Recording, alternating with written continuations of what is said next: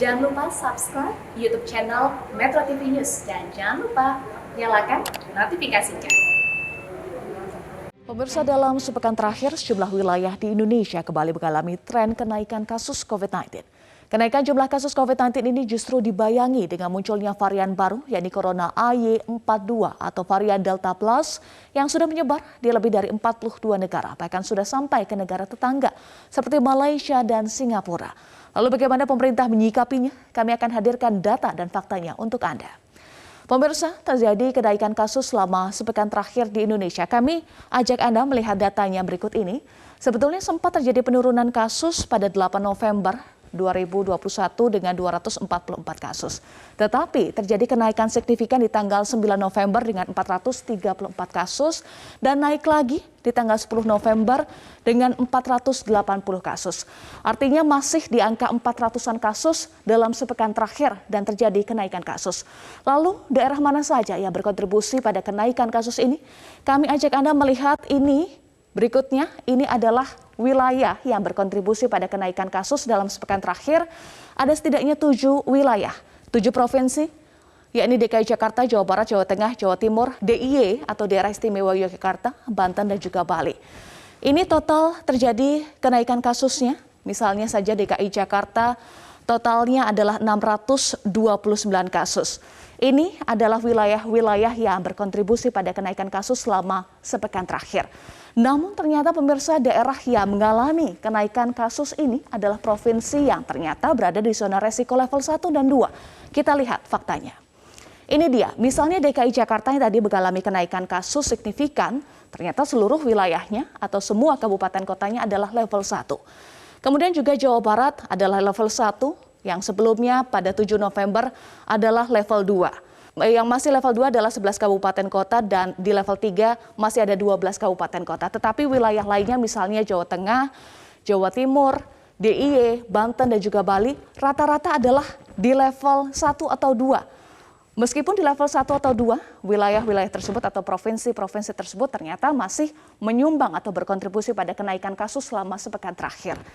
Kemudian Satgas Penanganan COVID-19 pun memprediksi adanya potensi kenaikan kasus pada momen Natal dan Tahun Baru mendatang. Nah, di tengah kekhawatiran tersebut, di tengah potensi kenaikan kasus, saat ini juga menyebar varian baru Delta Plus atau AY42.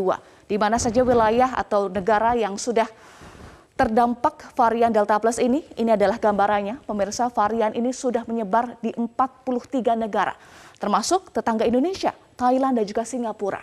Bahkan yang terbaru sudah terdeteksi di Malaysia. Seperti yang disampaikan oleh Menteri Kesehatan Budi Gunadisadikin. Berikut ini. Tapi belum atau tidak terdeteksi di Indonesia sampai sekarang. Dan kita melakukan genome sequence antara 1.500 sampai 1.800 tes per bulan. Dan sampai sekarang kita belum lihat. Kita tetap jaga perbatasan-perbatasan kita dijaga. Apalagi ini udah Malaysia, banyak orang Indonesia pulang pergi dari Malaysia, baik darat, laut, dan udara. Ini nanti akan kita tingkatkan penjagaannya agar kita bisa menahan potensi masuknya varian baru ini ke Indonesia. Dan Menteri Kesehatan juga menyatakan salah satu langkah untuk mencegah varian baru tersebut menyebar ke Indonesia adalah dengan menjaga perbatasan agar tidak masuk varian Delta Plus. Namun, ini kemarin Presiden Joko Widodo bertemu dengan Perdana Menteri Malaysia Ismail Sabri Yaakob. Dan di antara kesepakatan yang dihasilkan adalah akan membuka jalur udara dari Malaysia menuju Jakarta dan juga Bali. Kita simak dulu pernyataannya. Sempadan kedua-dua negara. Ya, kita setuju untuk membuka border Malaysia dan Indonesia. Tapi kita mulakan melalui penerbangan. Pembukaan border melalui penerbangan, melalui udara, iaitu penerbangan daripada Kuala Lumpur Jakarta, Jakarta Kuala Lumpur, dan juga daripada Kuala Lumpur Bali, Bali Kuala Lumpur. Basicnya adalah yang pertama, kita hanya membenarkan yang mendapat 2 dos vaksin, yang telah mendapat 2 dos vaksin.